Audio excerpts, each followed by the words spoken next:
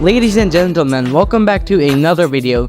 Today we're going to talk about the lost sequel to the best racing game in the entire world.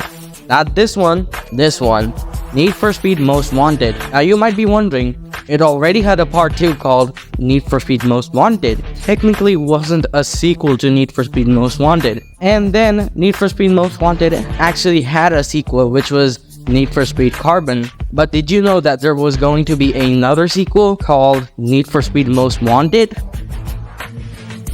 That was supposed to be released in 2012 instead of this. And I know this sounds really confusing, but there actually was going to be a Need for Speed Most Wanted 2. It was going to have the same atmosphere, similar city, which in this game is not Rockport, but Fairhaven, and a similar pacing.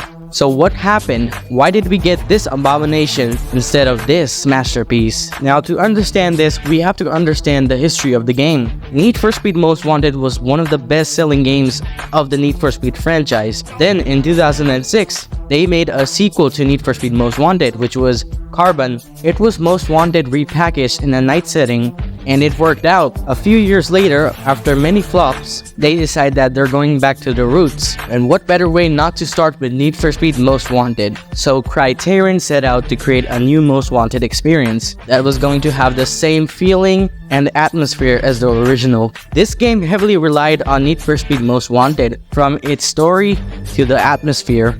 The gameplay you're seeing right now is actually a dev build of it. Thanks to my friend Muhammed Kamil, I was able to get these. You can check out his channel, links in the description. But aside from that, this game was also going to use some elements from Need for Speed Hot Pursuit, and that would be gadgets. In this dev build, we also had the first mission of the game, in which we start in a BMW M3 Coupe, or Coupe, whatever you want to call it, in a police chase, of course. Now this means that Criterion had pretty much worked out the story. Other than that, looking at the vehicle choice, it was pretty odd, because most likely it should have been the M3 GTR, and this was a slightly toned down family version of the vehicle. So maybe they intended this game to be a soft reboot or just a sequel, because if this was a soft reboot, I pretty much think that they would switch the car model from GTR to Coupe and customize it to the street race liking. But then there's a thing that kills the reboot theory. In the first mission, the police says, "Driver is suspected to be the Rockport fugitive.